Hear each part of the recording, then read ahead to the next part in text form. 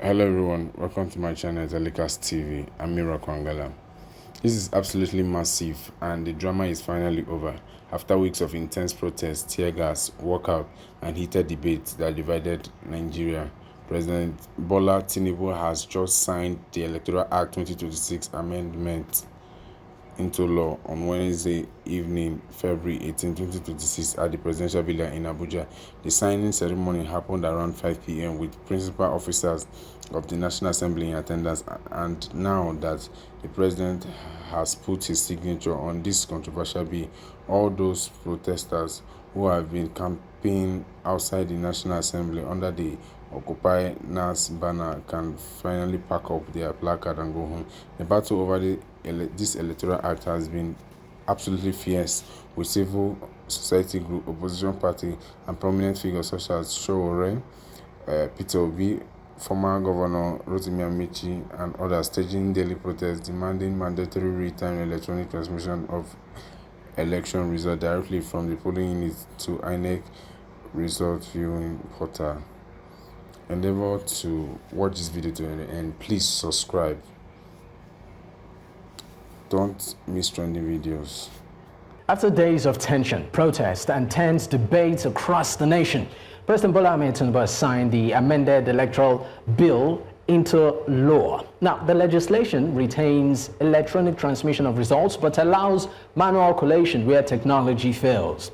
A compromise that lawmakers describe as practical, but critics warn could reopen familiar loopholes in Nigeria's electoral process. Opposition parties and civil society groups have urged the president to withhold assent, arguing that the amendment could weaken transparency and undermine the gains made since the last general poll. The presidency, however, insists the new law strengthens inclusivity while safeguarding against technical disruptions. Well, joining the conversation this evening is Peter Aka, who's a political activist. I also have Chatham Thierry Mwala, is a lawyer, an activist, and also a Pan-Africanist. Maboye Nangi Obo is the Director General of River First Movement and the Secretary General of the George Youth Council Worldwide. I also have Luca Biniat, is a journalist. Before we get into the crux of the conversation, gentlemen, let's listen to what the President did say after signing the bill. It is time that we have confidence in our system. No matter how good a system is, it's managed by the people, promoted by the people, and the result is finalized by the people. In fact, for final results, you are not going to be talking to the computer, you are going to be talking to human beings who will announce the final results. And when you look at the crux of various arguments, maybe Nigeria should question our broadband capability. How technically are we today?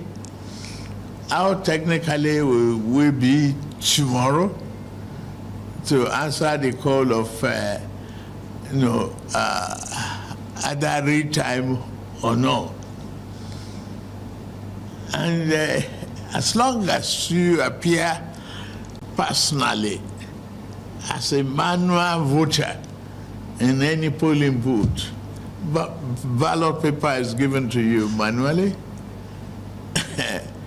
you decide in a corner and fingerprint, thumbprint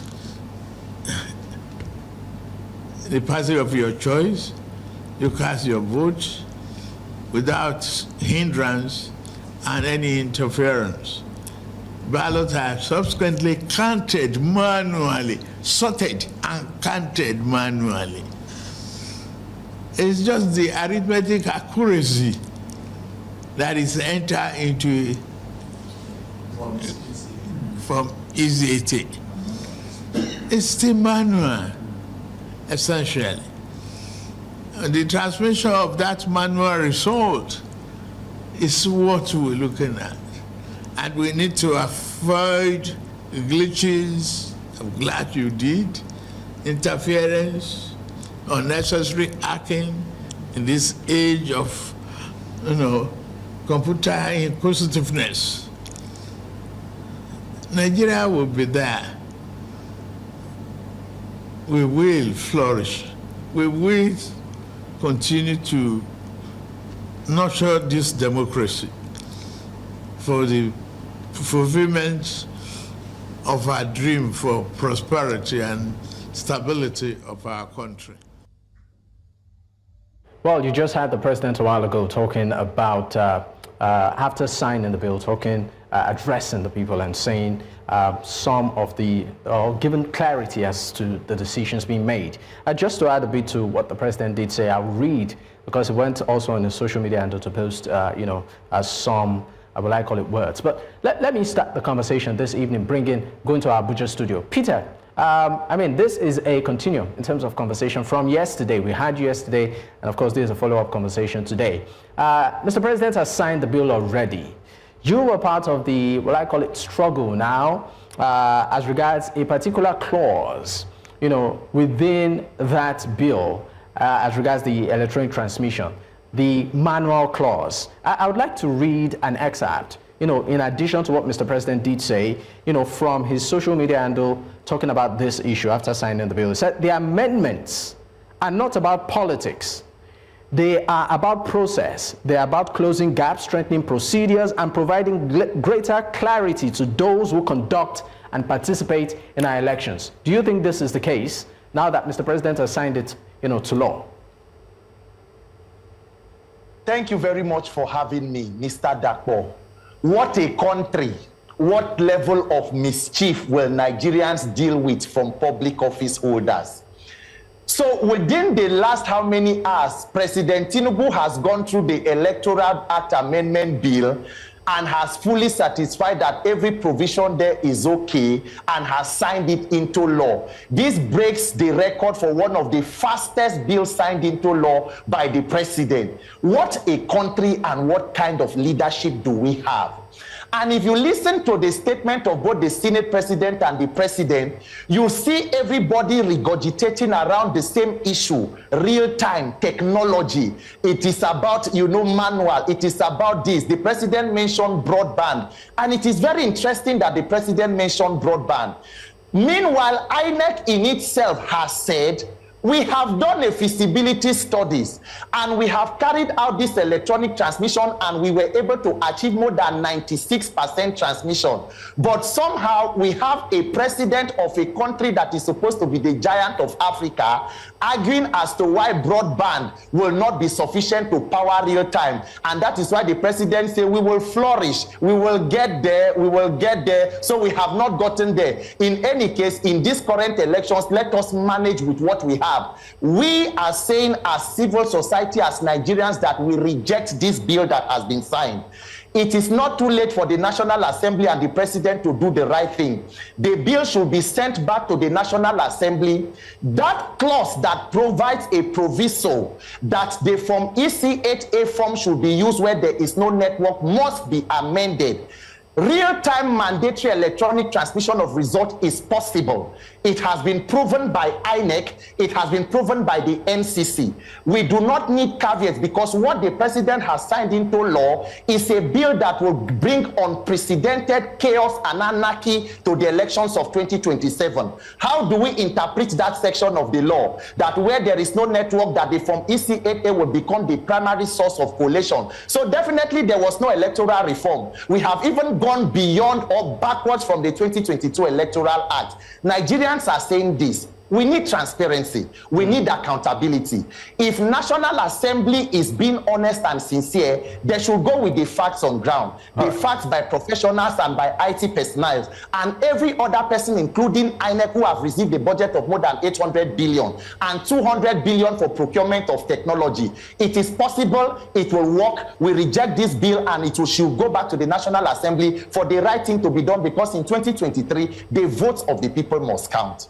All right, thank you so much, Peter. We'll go on our first break. When we return, I'll be coming to you, Ms. Luka Biniat, I'm a journalist, to take your reaction on this matter and what this, the implication of this, vis-a-vis all of the will I call it, reservations around it in lieu of 2027. Stay with us, we'll be right back. Of course, you're still watching Politics HQ on News Central Television, and of course we are discussing the president having signed into law the Electoral Act Amendment Bill, and this has continued to generate reactions from Nigerians. I still have my guest with me this evening. Let me come to you, Mr. Luka Biniat. Now, looking at this particular, what I call it, electoral bill that is now has been signed into law, with reflection to some of the challenges experienced in 2023 elections, do you think that this bill will address some of those challenges that Nigerians did experience, in the last general poll?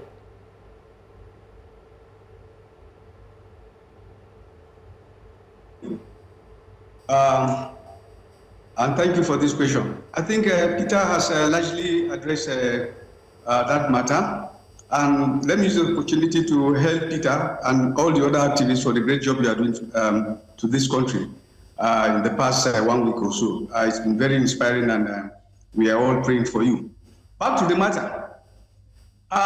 It is a shame that, at this stage of our national reality, the president is coming out with his own mouth to complain about us not having a broadband that will cover the entire country. That is not an excuse.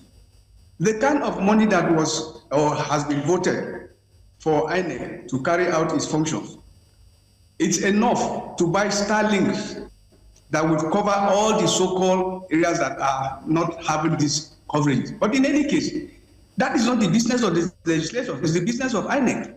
INEC should be the ones to complain that, look, we are unable to have full coverage of the whole country, not the National Assembly. So what interest do they have to insist on not having the entire country covered by the network? Isn't it even a disgrace that we cannot even do electronic voting?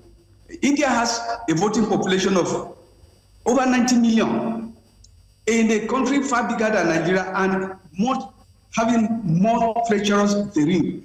They have over 1 million voting centers. And they are able to conduct presidential election in a day and announce the result the following day.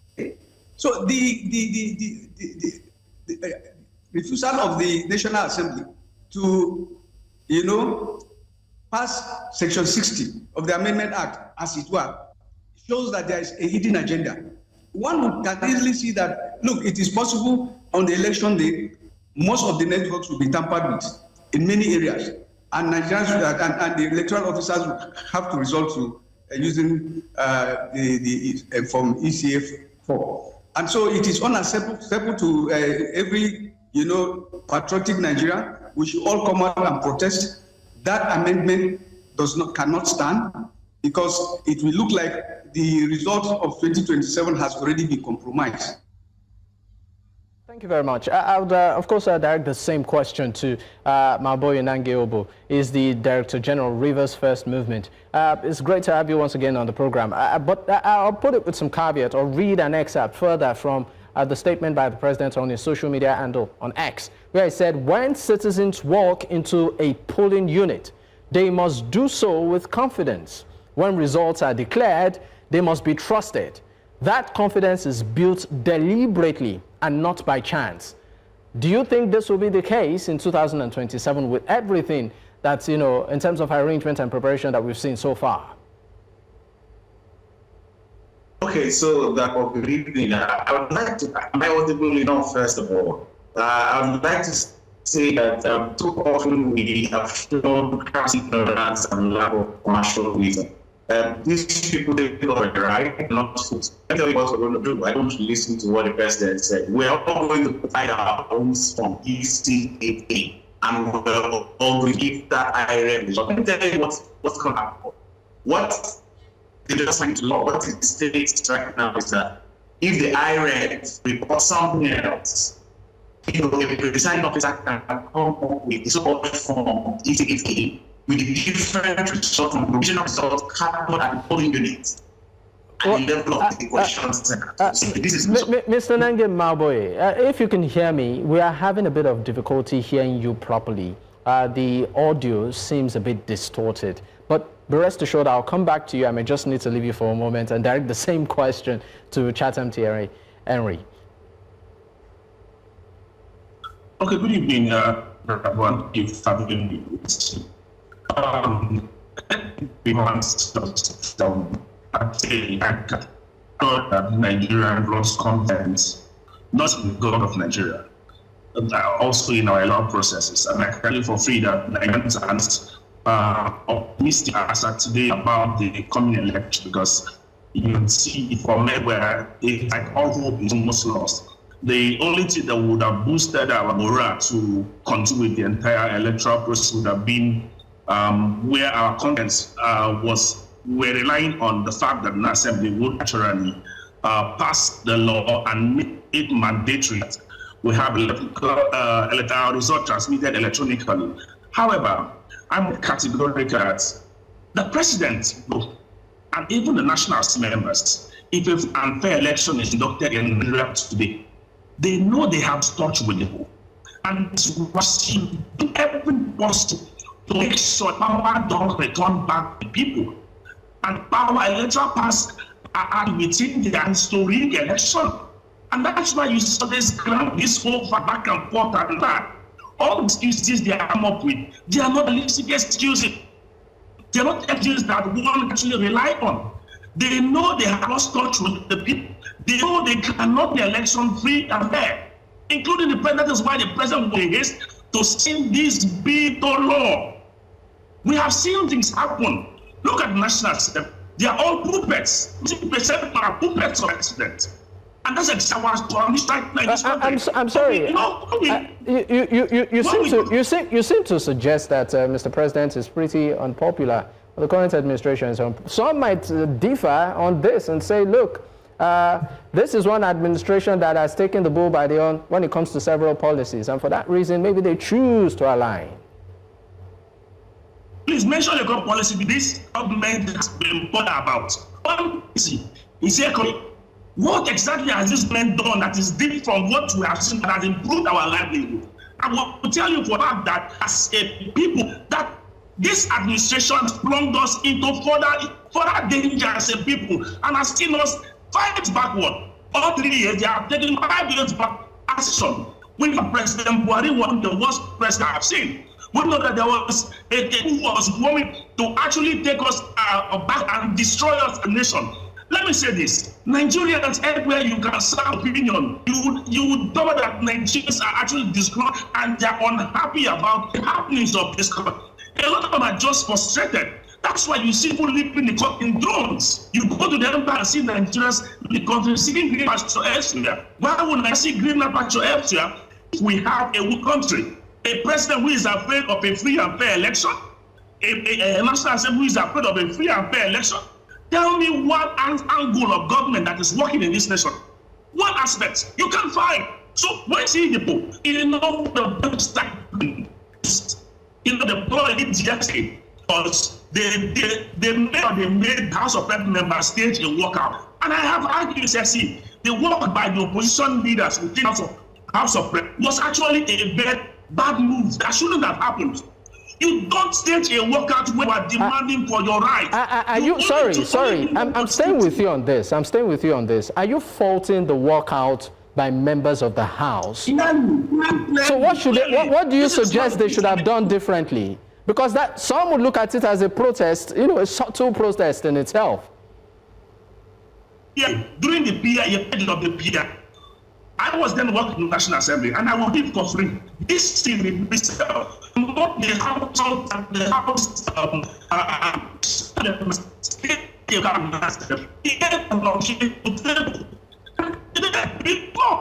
the same two has itself.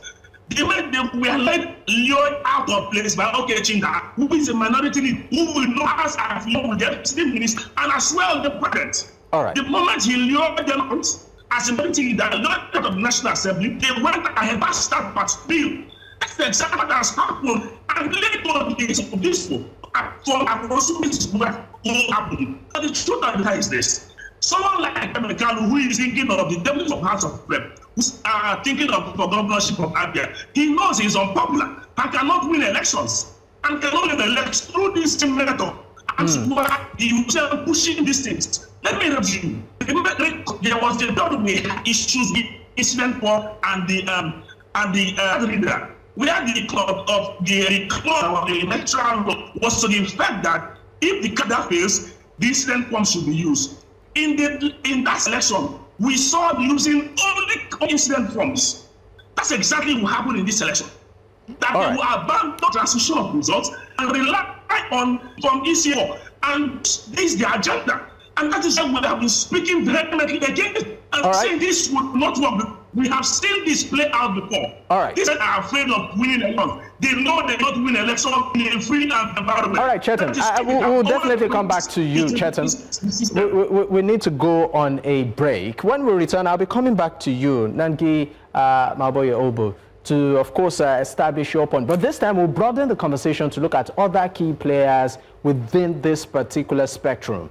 The role of opposition leaders or opposition parties, for instance, are they, grounded? Are they organized? Are they strategic in this framework? Stay with us. We'll be right back. Many thanks for staying with us. It's still Politics HQ on News Central Television. And of course, we are looking at what I call the breaking story right now. The president has actually signed into law the Electoral Act Amendment Bill. And this has continued to generate reactions.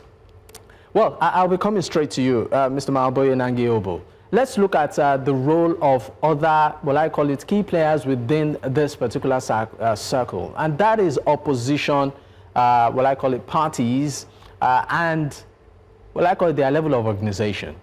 Looking at what we have on ground, can you, confidently say that the opposition is ready for 2027? So that was sometimes, when you want to go, call it a party.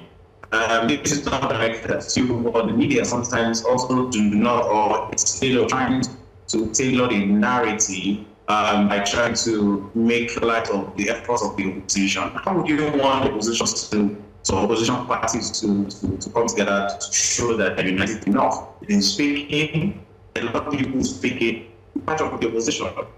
I am part of the opposition. Nigeria is next. This house has come. This house is gone. And all we need to, is just to see how we can take out the veto that's still remaining. So the opposition is in charge. How best do you want them to be united? Okay, maybe I should be a bit more specific. Hello? I can hear you. Maybe I should be a bit more specific, right? We've seen cases where the opposition, particularly many of the parties, have internal crises, right?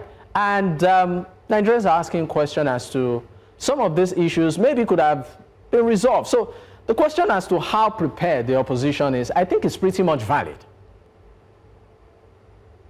I will tell you the opposition is prepared. You see young men, they are happy to say that people of this panel, like young people, I'm sure, and they are part of the opposition. Opposition, to my mind, here is going to be the truth, and there's nothing consonant to it. The madness or the sharia or the shenanigans we see. The young man that are doing so well, my brother, my friends, also doing super well.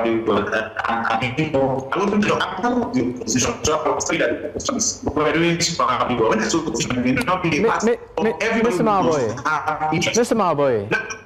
Mr. Maboye, be rest assured, I will definitely come back to you. We are still having, a bit of what I call a challenge hearing you properly, but I would come back to you, assure you. I'd like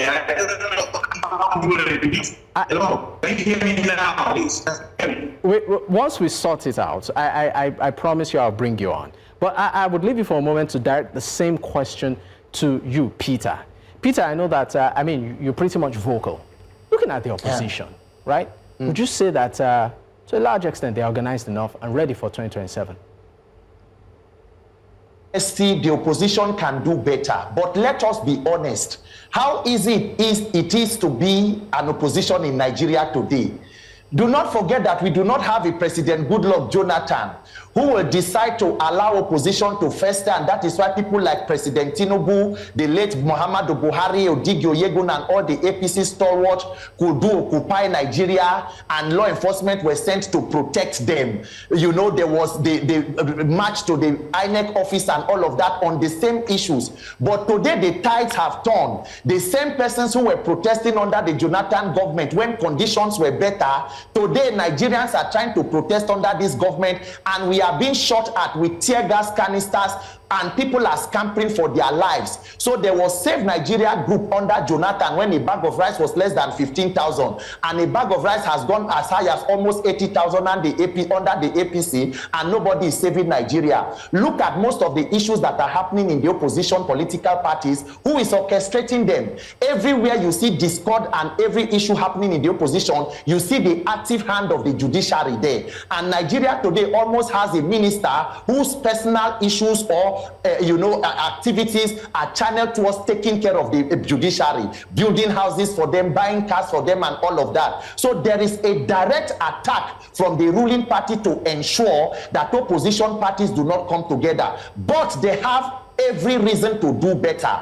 They are all leaders in their own right, and they must ensure that at a point like this, the opposition will put personal selfish ambition aside and unite to take a decisive point or a decisive action. And that is where your question is really valid, because in the light of all of the happenings in this country, opposition figures must be seen to be at the front, leading Nigerians and showing that the welfare of Nigeria is far beyond their personal ambitions. And at this point, it should be the living of Nigeria, the well-being of this country, for them to unite and decide to do the right thing, because we are not in normal or normal situations or crimes as we may have it. This government does not have not shown the appetite to entertain opposition or dissent, and will stop at nothing to clamp down on opposition. But the people's opposition, we the victims of this rudderless leadership, this renewed hopelessness and hunger, must unite as a people and put an end to it. All right, Peter. Let me of course go back to Maboye Nangiobo. The same question still applies to you. Let's of course see if the audio will be smooth now. So the floor is yours. Let's have you. Well, I just probably the first was right that we need broadband. Perhaps I will need broadband like my brother just sent on. At mine, I think we don't need one scale of measuring how prepared the opposition party. All right, Mr. Nangiobo, honestly, sincerely, I do apologize, but the audio is very glitchy. I mean, we sincerely apologize for that. I might just need to leave you for a moment and then direct the same question to Mr. Luka Biniat, who is a journalist. Do we have a strong opposition in lieu of 2027? Are they organized? Are they strategic? I mean, on social media, for instance, some were making comparison as to say, while a particular candidate or potential candidate is acquiring buses, another is pricing granules in the market, right? So I'm just asking, in terms of the opposition, are we looking at a strategic, better organized opposition ahead of 2027? Mr. Biniat. I'm afraid the answer is no. Because if you look at the reality that we have barely 1 year to election, and we have not seen a vibrant, organized, and very formidable opposition in the midst of a ruling party that is using all its tools of power, not only to create laws that will favor it in rigging, but also using state machineries to cause confusion among the opposition. The opposition is made up of very ambitious people who are unable to bring out a clear leader among them. So I have great fear if they are able to organize themselves and give this country the kind of opposition that we need. But it all behoves on the people.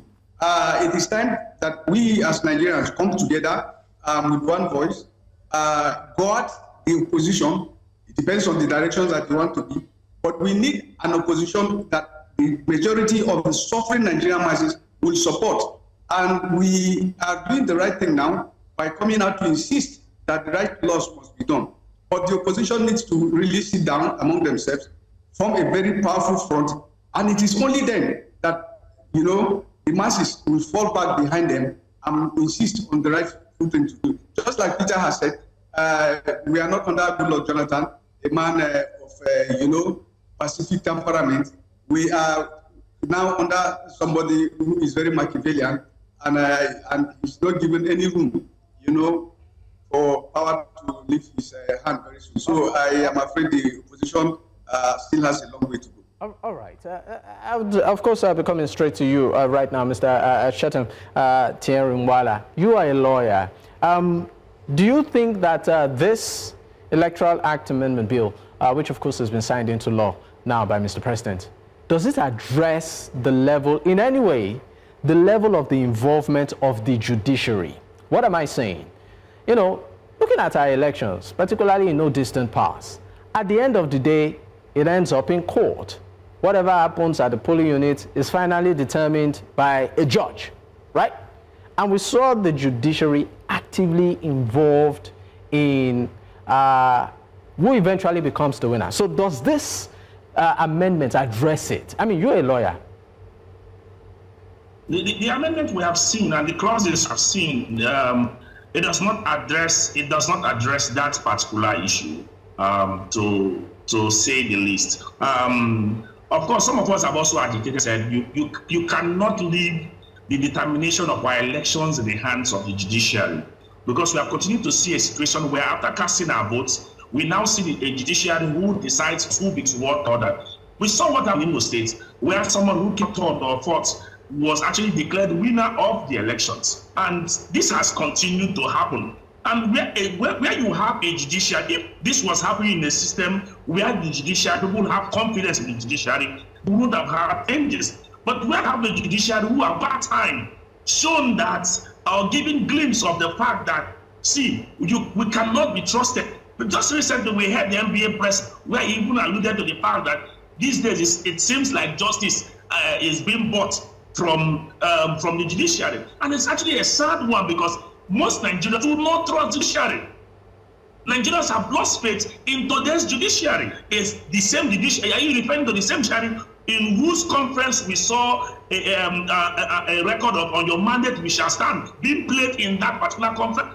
Nigerians have lost confidence in the judiciary. So in a situation where we have an independent judiciary, where we have personalities on the bench who would actually give judgment and Nigerians would be comfortable with it, I trust me, it shouldn't have been a challenge. But with the current way things have gone, and like Peter had also referred to, the issue of we now see the FCT minister building houses for judges, buying cars for judges. We have a concern and say this is an aberration, because cannot a man who had so many thousands of years within courts, you see him observing these people like the judge is supposed to be rebel, supposed to be separate from politicians. But when we now find this was brilliantly, it creates concerns, serious concerns, Nigerians. And we are seeing that with the way the judiciary has carried itself, it is not possible for Nigeria to trust the judiciary anymore. All right. And the Electoral Act did not also address that issue. And it cannot address the issue because the truth of the matter is President Bola Ahmed Tinubu, everything he is doing is for 2027.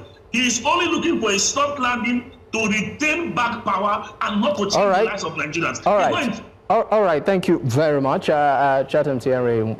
Of course, we'll go on our final break. When we return, we'll also expand this conversation to look beyond this, and we'll just take a detour slightly into the travails of the former Kaduna State Minister, El Rufai. Stay with us, we'll be right back. You're still watching Politics HQ on News Central Television, and I still have my guest with me. I would, of course, be coming straight to you, Mr. Maboye and Gilbo. Let's hope the network, of course, is smooth now. My question to you is, let's still also explore the role of Nigerians themselves, the citizens, vis-a-vis how heavily monetized our elections have suddenly become. How do you think this can be tackled ahead of 2027? So I think one of the things that we have a lot of political culture in this country where the leader takes always, so basically when the electorate, listens to all the shenanigans or the campaign, politics, not politics, of the so-called, those who want to provide for various positions, they get disappointed. So now I'm not sure just take 1,000, but what these guys have actually done is to recognize Nigerians with poverty, what the government is doing, those administration have been able to do. What it first was to make sure that Mr. Malboy, if you can hear me, the network isn't so smooth. We are unable to hear you smoothly. We sincerely apologize. But I would be going straight to you, Mr. Luka Biniat. Mr. Luka, just a detour. Let's look at what is happening with the former Kaduna State Governor, Asiu El-Rufai. Did make a statement in an interview saying that he overheard a wiretap, so to speak, into the phone of the NSA. And of course, amidst a plethora of issues. Right now, we are seeing charges and investigations, around him. In 30 seconds. Sir, some have said that this is a very controversial politician and he deserves what is getting to. While others have said, look, it's a democracy. He's also entitled to his own opinion. What's your take?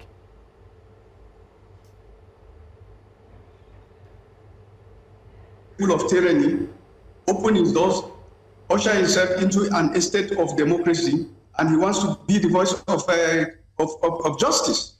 El-Rufai utterances and actions when he was governor of Kaduna State. If you are a resident of this state for during that time, you know that El-Rufai has no business talking about justice, talking about oppression, talking about due process, because everything that was rightful and legal, El-Rufai did everything to trample it.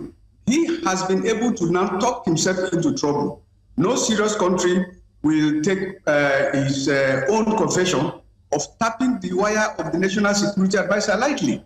It will mean that he and his cohorts are listening on even the service chiefs and operational commanders and other very important things. That is the height of, if you like, espionage. Because somebody like him who is very angry with this administration will sell this information anywhere. And so El-Rufai deserves much more than he gets. And I pray that he's treated, according to the law, okay, but he must not be allowed to go scot-free. Oh. I think Nemesis just caught up with him. So that is my own take. All right, thank you very much. In 30 seconds, Peter, how do you react to this? 30 seconds, please. To what? El-Rufai, the former governor of Kaduna State, El-Rufai, and his current travels. 30 seconds. Well, I mean, let the law take its course. My own problem is with the current master strategist president. Let Tinubu come out and hold a Quran as a Muslim and swear that he knows that he has the capacity to win free and fair elections. All right. If they know that they are unpopular, they should not force a bill on us that will install an incompetent and incapacitated regime through the back door without an elections. We need free and fair elections. Our vote must count, and that bill must be amended. We need mandatory real-time transmission of results. That is the most important issue to me. Let the law take its course with the former governor and let things be done within the ambits of the law. All right, thank you very much, gentlemen. Interesting times in Nigeria's political space. Once again, I'd like to say a big thank you, Peter Aka, political activist, Shatam Tiarin-Wala, lawyer, activist, and also Pan-Africanist, Maboye Nangiobo, Director General, Rivers First Movement, and Luka Biniat, a journalist. Gentlemen, once again, thank you for your time.